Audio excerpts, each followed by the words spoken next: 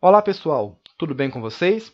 Sou o professor Daniel Santana e o vídeo de hoje é sobre a teoria da burocracia, ou para muitos, a teoria burocrática. Antes de começar, se você quer receber questões sobre as teorias da administração com gabaritos comentados, deixe seu e-mail aqui nos comentários. Então vamos. Observem estes dois casos. João foi fazer sua matrícula em uma universidade. Ao chegar na secretaria, foi solicitado a ele uma lista enorme de documentos. Segundo caso, Maria trabalha no setor de atendimento. Foi então designado a ela que qualquer atendimento deve ser feito a partir de um fluxo de 5 procedimentos. Você pode estar se perguntando: quanta burocracia? Quantas regras? Quantas normas? Os dois casos, pessoal, buscam a eficiência, ou seja, para alcançar um bom resultado, precisa trabalhar primeiramente o meio e não primeiramente o fim. Imagina então se João fizer a sua matrícula simplesmente com seu nome, qual garantia a empresa tem em relação se de repente ele realmente terminou o ensino médio, quais seus documentos para que eles possam ter um dossiê para quando finalizar o curso já ter tudo pronto?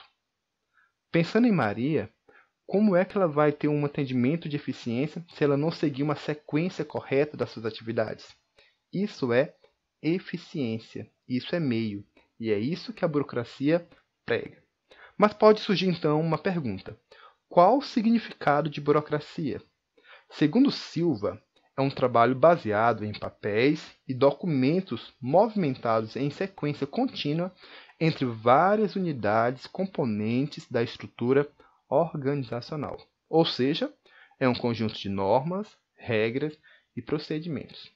Antes de continuar, eu queria deixar claro que burocracia nem sempre é algo ruim. A burocracia, para essa teoria, vem de uma forma para ganhar produtividade, para ganhar eficiência. A teoria da burocracia surge como alternativa às três últimas teorias. Por quê? Porque essas três últimas teorias consideravam o seguinte: teoria da administração científica e teoria clássica considerava a forma mecânica, enquanto a teoria das relações humanas pregava um romantismo que foi considerado nessa época inalcançável.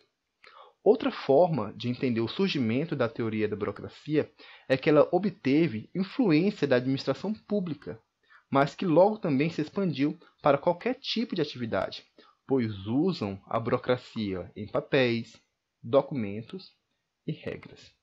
Observem, pessoal, que hoje as organizações, tanto política, religiosa, militar, educacional, utilizam da burocracia para buscar seus resultados. Comecem a observar que a utilização correta da burocracia traz eficiência e melhor resultado. A burocracia é antiga, porém, como teoria, só surgiu com Max Weber. E Max Weber é o grande nome dessa teoria. Max Weber nasceu em 1864 e morreu em 1920. Alemão, sociólogo, se dedicou à profissão de professor e ficou conhecido por duas obras. Primeira obra, Economia e Sociedade, e a segunda obra, A Ética Protestante e o Espírito do Capitalismo.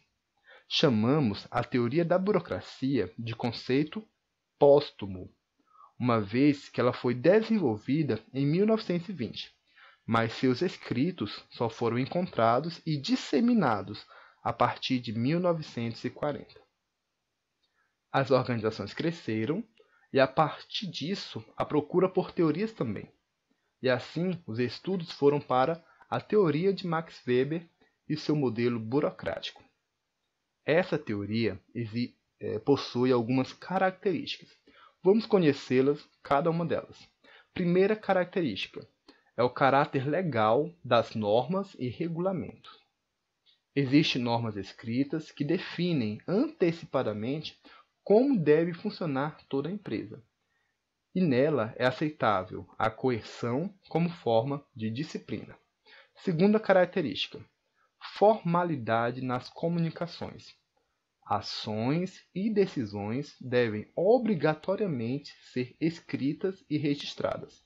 Só assim para proporcionar comprovação de todos. Dessa forma, todos falam a mesma língua. Pessoal, nessa característica, a linguagem deve ser clara e precisa. Isso deve ser, gente, uma rotina nas organizações. Terceira característica: divisão do trabalho. Desmembrar as tarefas em partes menores garante especialidade, pois a execução é mais rápida, contribuindo para a eficiência. Ao dividir as tarefas, permite então que cada uma tenha sua responsabilidade e possa delegar a autoridade. Quarta característica: impessoalidade. Regras e procedimentos igualmente para todos. Todos são avaliados pela mesma regra. Nenhum superior deve fazer considerações pessoais ou emocionais. Quinta característica: meritocracia.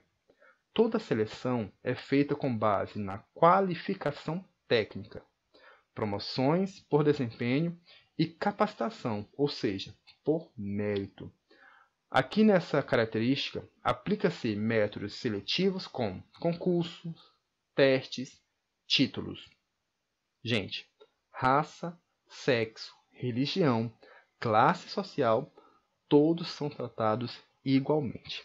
Observem que a partir dessas características fica claro que Weber propôs um modelo analítico de organização. Gente, continuando.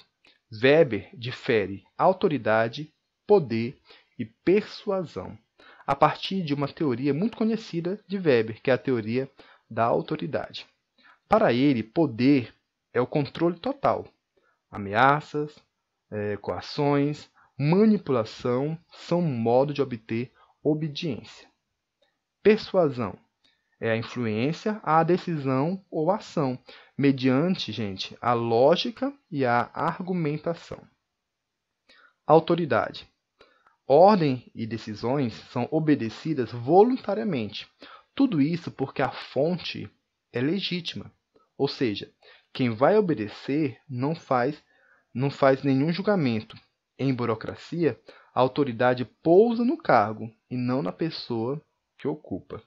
Quanto mais alto a hierarquia, maior o poder e a autoridade. Para Weber, existe 3 tipos de autoridade: a autoridade tradicional, a carismática e a racional.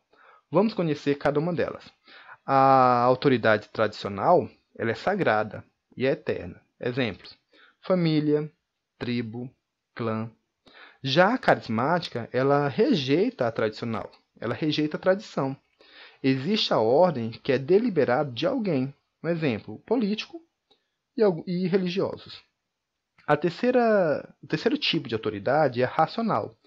E frisem aí, gente, essa autoridade racional é a que está justamente ligada a essa teoria. Normas sociais, meritocracia e impessoalidade fazem parte do conceito da autoridade racional. Exemplo, o exército, a administração pública, as empresas em gerais.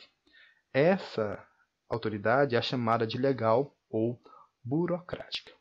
Pessoal, é possível entender que a teoria da burocracia resgata alguns padrões lá da teoria clássica e da teoria da administração científica, quando ele prega que é preciso especializar o empregado para a sua tarefa e quando ele prega que é preciso criar linhas de autoridade e de responsabilidade. A teoria da burocracia trabalha com a previsibilidade, pois produz normas e regras na intenção de não haver irracionalidades ou acidentes. A burocracia de Weber é totalmente técnica, capaz de alcançar o mais alto nível de eficiência, por isso o efeito imperativo sobre as pessoas. Para finalizar essa teoria, algumas críticas são consideradas. A teoria da burocracia, ela não considera o ambiente externo, apenas o ambiente interno. Quando incorporado inflexivelmente, sai dos meios, que é a eficiência, para os objetivos, que é a eficácia. As decisões são tomadas pela maior hierarquia, mesmo que não conheça nada a respeito do problema. Então, pessoal, essa é a teoria da burocracia. Assistam aqui no canal as teorias anteriores a ela. Aqui no canal também, pessoal, existe uma variedade de conteúdos sobre administração e áreas afins. Entre aí no canal e observe uma variedade de conteúdo para vocês. Não esqueçam de comentar, compartilhar e se inscrever aqui no canal.